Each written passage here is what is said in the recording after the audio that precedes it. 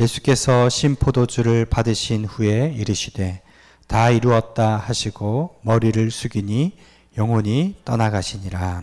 아멘. 누군가 존 웨슬리에게 내일 당신이 임종한다면 어떠한 오늘을 살겠습니까? 라는 질문을 던졌습니다. 그때 존 웨슬리는 어제와 똑같은 하루를 보낼 것입니다 라고 이야기했죠. 그러니까 웨슬리는 일일 일생, 날마다의 하루를 한평생을 사는 것처럼 농축해서 살았다는 거예요. 그리고 존 웨슬리는 정말 그 말대로 최선을 다해서 하루를 보냈는데요. 세계는 나의 교구다 하는 말을 던졌죠.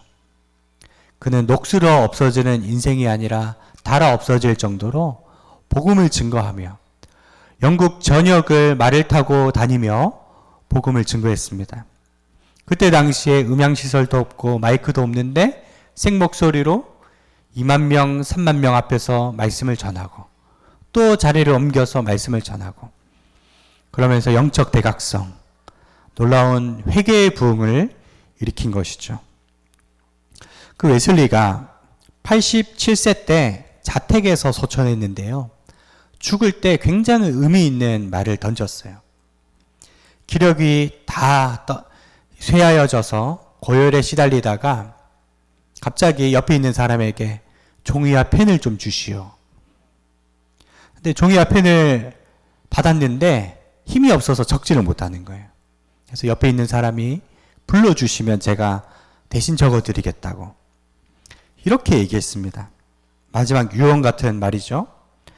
Nothing but that God with us. 하나님이 우리와 함께 하신 것 외에는 아무것도 할 말이 없습니다. 그러니까 포인트는 God with us. 하나님이 우리와 함께 계십니다. 그리고 조금 쉬다가 기력이 회복되었어요. 그리고 막 찬송을 뜨겁게 불렀대요. 그리고 거기 모인 사람들에게 다시 한 번 더 있는 힘을 다해서 마지막 한마디죠. 외쳤다고 합니다. The best of all, God with us. 세상에서 가장 좋은 것은 하나님이 우리와 함께 하신다는 사실이라고 외치고 사람들에게 인사하고 마지막 그 숨을 거뒀다는 거예요. 얼마나 감동적입니까? 웨슬리는 살아서도 열심히 살았고 마지막 숨을 거둘 때도 사람들에게 놀라운 메시지를 전해 주었던 것이죠. 여러분, 예수님을 만난 사람은요, 어려운 현실 때문에 그리 근심하지 않습니다. 앞으로 미래가 어떻게 될까? 두려움과 불안감 때문에 너무 낙심하지 않아요. 왜? God with us. 하나님이 내 안에 계시기 때문에. 하나님이 나와 함께 하신다는 그 사실을 붙잡고 나아가는 거예요. 여러분, 오늘 저희는 가상칠언의 말씀을 쭉 묵상하고 있습니다. 여러분, 7가지를 계속 묵상하시고 이걸 가지고 기도하시길 바랍니다. 예수님이 십자가 위에서 자기를 못 박는 군병들을 향해 아버지 저들을 용서하소서. 그리고 효도의 메시지, 요한아 내 어머니다. 어머니 아들입니다. 내가 목마르다 하셨고 또 십자가 우편에 있는 광도에게 네가 오늘 나와 나군에 있을 것이다 하셨고 엘리 엘리 라마 사박다니 나의 하나님 어찌하여 나를 버리셨나이까. 그리고 다 이루었다 하셨고 아버지 내 영혼을 아버지의 손에 의탁합니다. 예수님이 마지막까지 굉장한 십자가의 메시지를 우리에게 들려주고 소천을 하신 거예요. 재작년인가요? 이창수 목사님 어머님이 소천을 하셨는데 목사님이 그 어머니에 대해서 간증을 하시더라고요. 어릴 때 기억하는 어머니, 사모님이었죠. 무조건 남에게 손해보고 무조건 희생하는 그런 분이셨다는 거예요. 어디 나가서 이 어린 이찬수 목사님이 싸우고 들어오잖아요. 네가 먼저 가서 사과해라. 제가 먼저 잘못했는데 나에게 먼저 사과하라니. 사과하면서도 집에 와가지고 막 떼굴떼굴 굴렀대요. 너무 속상해가지고. 그럼 어머님이 이렇게 얘기를 했대요. 정말 미안해 하시면서 우리는 예수님 믿잖아. 예수 믿는 우리가 먼저 사과해야지. 그리고 평생 그러한 태도로 사셨다는 것입니다. 이제 90이 넘은 나이에 이제 병도 오시고 노쇠해지셔가지고 미국에 사셨는데 그 아들에게 전화해서 이렇게 물어봤대요. 내가 며느리한테 잘해주지 못해서 너무 미안한 게 많은데 혹시 내가 잘못한 게 없는지 물어봐 줄래? 숙기가 없어서 직접 묻지는 못하고 아들을 통해서 잘못한 게 없는지 막 물어보는 거예요. 그러니까 진짜 물어보니까 너무 잘해주셨고 상처 준 적이 한 번도 없으셨다고. 근데 이 할머니는 자꾸만 주변에 있는 사람들한테 전화해서 그때 내가 미안했어. 잘못했던 것들을 다 끄집어 올려서 사과하고 관계를 풀어나가셨다는 겁니다. 왜 그러셨을까요? 하나님 앞에 흠없는 모습으로 서기 위해서. 심판대 앞에 정말 아름다운 모습으로 서기 위해서 끝까지 노력을 하셨다는 거죠. 그리고 12월 말에 돌아가셨는데 7월 말에 고비가 왔대요. 폐에 물이 차서 어떤 의료 기술로도 물이 안 빠지는 거예요. 그래서 미국 의사가 이제 가족들 마음의 준비를 하시라고 그런 적이 있었다는 겁니다. 처음 그 폐에 물이 차서 혼수 상태에 빠지자 911이 와서 이 할머니를 실어서 병원에 가는데 막 요란하지 않습니까? 막 응급실도 가고 소방대원도 오고 하니까. 근데 그때 갑자기 눈을 뜨면서 정신이 회복되면서 딱 두 마디를 하셨다는 겁니다. 주변에 너무 소란하고 사람이 많으니까 여기가 어디고 천국입니까? 그 한마디를 하셨고 또 한마디는 옆에 있는 소방대원 보고 천사입니까? 그 얘기를 하셨다. 그러니까 이분은 이제 연세가 많으셔서 늘 천국 가기를 소망하셨다는 겁니다. 돌아가시기 전날 밤에도 큰딸하고 이런저런 얘기를 나누다가 딸이 물어봤대요. 엄마, 누가 제일 보고 싶으세요? 그 딸은 내심 한국에 있는 아들이 보고 싶다 이럴 줄 알았는데 아니나 다를까 예수님이 보고 싶다. 아들은 안 보고 싶으세요? 아들은 잠깐 보는 거고 나 정말 예수님이 보고 싶다. 그렇게 고대하면서 그 다음날 소천하셨다는 거예요. 여러분, 죽음의 독침이 우리를 향해 오지만 천국의 소망이 있는 사람은요, 이 세상에서 죽음도 두렵지 않아요. 그래서 고린도 후서 15장 55절에 사망아 너의 써는 것이 어디 있느냐? 사망아 너의 이기는 것이 어디 있느냐? 여러분, 이 부활의 소망이 있기 때문에 우리는 이 세상 삶에 그리 안달복달하지 않습니다. 예수님이 부활하셨잖아요. 예수님의 부활이 곧 우리의 부활이라는 것이 기독교의 핵심이죠. 그래서 로마서 8장 18절에도 현재의 고난은 장차 나타날 영광과 좋게 비교할 수 없도다. 그리스도인은 천국의 영광, 그 나라에 가서 받을 영광의 면류관을 바라보며 기쁨으로 살아가는 거예요. 그래서 진짜 그리스도인은 슬퍼하는 사람이 아니에요. 항상 기뻐하라, 쉬지 말고 기도하라, 범사에 감사하라. 그 말씀에 순종하며 사는 거죠. 여러분, 이 본문을 보면요, 요한복음 19장에 예수님은 십자가에 달리셨어요. 이 십자가는 저주의 십자가입니다. 이 십자가는 거절의 상징이에요. 그래서 예수님은 엘리 엘리 라마 사박다니, 나의 하나님 어찌하여 나를 버리셨나이까. 저는 어릴 때 이 말씀을 읽는데 이해가 안 돼요. 우리를 위해서 지시는 십자가 왜 굳이 나를 버리셨냐고 이런 말을 하셨을까. 네, 신명기 21장 23절이 나오죠. 우리 같이 한번 읽겠습니다. 시작. 나무에 달린 자는 하나님께 저주를 받았음이니라. 예수님은 십자가 위에서 저주받은 상태였다는 겁니다. 하나님의 아들임에도 불구하고 우리를 위해 저주를 받으신 거예요. 그 순간만큼은 온 인류의 그 십자가의 무게, 그 외로움, 하나님의 아들이지만 그 버림받은 아픔은 이루 말로 할 수가 없으셨다는 겁니다. 여러분 살아오면서 버림받은 상처 받은 적 있으세요? 내가 가고 싶었던 학교에 떨어졌다든지, 어딜 갔는데 나를 환영해 주지 않는다든지, 또는 원가족으로부터 상처를 받은 사람도 있고, 사람들은 상처를 가지고 살아갑니다. 언젠가 내가 버림받을지 모른다는 불안감을 가지고 살아가요.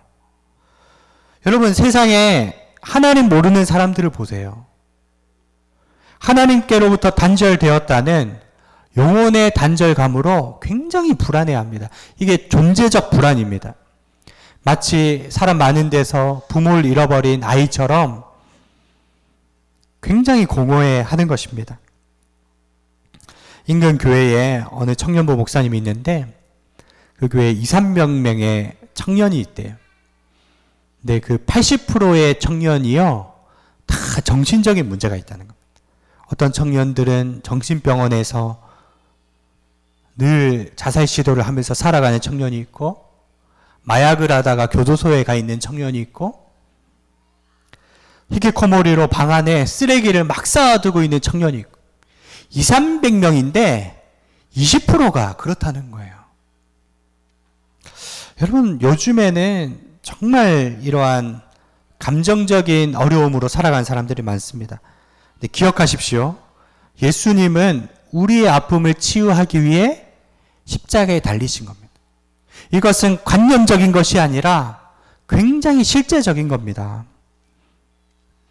그래서 베드로전서 2장 24절에 친히 나무에 달려 그 몸으로 우리 죄를 담당하셨으니 이는 우리로 죄에 대하여 죽고 의에 대하여 살게 하려 하심이라. 그 다음 말씀이 중요한데요. 그가 채찍에 맞음으로써 우리가 나음을 입었다. 외로우십니까? 그때 이 말씀을 상기시켜야 됩니다. 몸이 아플 때 그가 채찍에 맞음으로써 나는 나음을 입었고, 십자가 지심으로써 나의 모든 존재적인 공허와 불안감은 떠나갔다. 선포해야 되는 거예요. 여러분 오늘 말씀에 예수님이 다 이루었다라고 말씀하신 것도, 여러분 우리의 구원은 미완성이 아니라 완성이에요. 예수님이 버림받은 고통을 당하심으로 우리의 모든 거절감의 상처를 깨끗하게 치유해 주신 겁니다. 예수님이 여러분 채찍에 맞음으로써 나음을 입었다는 사실을 늘 기억하고 체험하고 사시기를 축복합니다. 이 큰 은혜를 받았다면 어떻게 살아야 될까요? 초두에 얘기했던 존 웨슬리처럼 하루를 살아도 복음을 증거하면서 살아야 한다는 거예요. 세브란스 병원 의사 중에 이대 박사님이라는 분이 계신데요. 지금은 소천하셨습니다. 10년쯤 전에요. 그분이 살아계실 때 유방암 분야의 최고의 실력자였습니다. 1년에 수술만 600명 이상을 하시던 분입니다. 이 암 전문가인 이대 박사님에게 불행하게도 암이 찾아옵니다. 너무 분주하게 수술하고 살다 보니까 자기 건강을 못 돌본 거죠. 이분이 그 7년간 암이 11번 재발을 했대요. 간은 3번이나 절제하는 수술을 했고요. 대장과 직장도 한 번씩 절제했는데 어느 정도냐? 골반 뼈까지 제거하는, 얼마나 심각한 줄 알겠죠? 놀라운 것은 대장암 4기로 11번 재발되어서 그 수술하고 그 힘든 항암 가운데 조금도 위축되지 않고 자기 할 일 다 하면서 치료받았다는 거예요. 그가 하는 말이 나에게 사명이 있습니다. 마지막까지 한 명이라도 살리고 가는 게 내 사명입니다. 그러면 수술을 하면서 자기가 수술을 받은 거예요. 그가 언론에 나와서 이런 인터뷰를 했습니다. 11번 재발한 암, 그래도 웃을 수 있습니다. 하나님께서 암이라는 과정을 통해서 하나님의 임재를 드러내십니다. 흔히들 암 4기를 암 말기라 합니다. 하지만 저는 말기암은 없다고 봅니다. 여러분 이분은 말기암이 없다라고 자부하세요. 4기 다음에는 5기입니다. 암을 이겨내는 단계지요. 암을 이겨내겠다는 5기만 있으면 하나님이 예비하신 생명의 5기가 들어옵니다. 그러니까 이분은요, 오기를 가지고 암을 다스리겠다고 하면 암은 이겨낼 수 있다. 희망을 주는 거예요. 그 다음 인터뷰가 너무나 중요해요. 암은 자기를 돌아볼 수 있는 기회이자 생명의 근원이신 하나님을 만날 수 있는 축복이므로 저는 소망을 가지고 하루하루 감사와 기쁨과 사랑으로 살아갑니다. 이렇게 멋진 말을 했어요. 보통 사람들이 암 4기에 걸리면 절망하죠. 모든 것을 손에 놔버리죠. 근데 이분이 크리스천이기 때문에, 부활의 소망이 있기 때문에 한 명이라도 나는 더 살릴 거야. 기쁨과 소망으로 살아갔다는 거예요. 여러분, 이 이대 박사님보다 우리 상황이 더 좋지 않습니까? 그렇구나. 우리가 이 땅을 살면서 너무나 헛된 것에 소탐대실하지 않고 한 영혼이라도 살리고자 하는 그 마음으로 살아야 되겠다. 도전을 받는 거죠. 그래서 바울처럼, 베드로처럼 사나 죽으나 무엇을 먹든지 마시든지 하나님을 위해서 하시기를 바랍니다. 하나님이 다 보고 계세요. 노예 상인이었던 존 뉴턴이 마지막에 아마 치매에 걸리셨나? 기억이 가물가물하셨대요. 근데 그도 죽기 전에 이런 얘기를 했대요. 내 기억은 거의 사라졌습니다. 하지만 나는 내가 죄인이라는 것과 그리스도가 크신 구주라는 두 가지 사실은 확실히 기억합니다. 여러분, 우리가 때로는 치매나 알츠하이머에 걸릴 수도 있잖아요. 파킨슨이라는 병도 있고 다른 건 다 잊어도 괜찮아요. 예수 그리스도, 예수님이 나를 구원해 주셨다는 놀라운 은혜만은 잊지 않고 천국을 향해 걸어가시기를 축복합니다. 그래서 그는 이 찬양을 불렀죠. 나 같은 죄인 살리신 주 은혜 놀라와. 여러분, 날마다 이 찬양을 부르시고 은혜를 기억하시기를 축원드립니다. 우리 주보에 보면 이사야 40장 2절이 있는데요. 우리 하나님이 주시는 적용의 말씀이라고 생각하고 함께 읽겠습니다. 시작. 너희는 예루살렘에 마음에 닿도록 말하며 그것에게 외치라. 그 노예의 때가 끝났고 그 죄악이 사함을 받았느니라. 이사야를 통해서 여러분, 우리에게 사명이 있다는 거예요. 죄의 종으로 살고 온갖 질병과 환난 가운데 현실 지옥을 살아가는 자들에게 선포하라는 겁니다. 노예의 때가 끝났다. 지옥의 고통을 향해 가는 사람들에게, 하나님과 단절되어 불안감을 느끼는 사람들에게 이제는 죄값이 치러졌다. 예수 안에 자유함을 누려라. 이사야서 40장 1절 너희는 위로하라. 내 백성을 위로하라. 여러분, 이것이 우리의 사명입니다. 예수님이 죽으시기까지 다 이루었다. 아버지 내 영혼을 아버지 손에 의탁합니다. 자유함으로 죽으셨던 것처럼 여러분, 죄와 사망의 권세가 어찌하지 못하는 이 부활의 능력으로 하루하루 살아가시기를 축원드립니다. 하나님 아버지, 최고의 우수를 가진 사람은 육체의 병을 치료해 주지만 복음을 가진 우리는 깨어진 마음을 싸매어 줄 수 있고 영혼의 분리불안과 존재의 두려움을 치료할 수 있습니다. 이제 가서 힘차게 예수 그리스도를 선포하고 증거하는 저희들 되게 하여 주시옵소서. 예수님의 이름으로 기도드리옵나이다.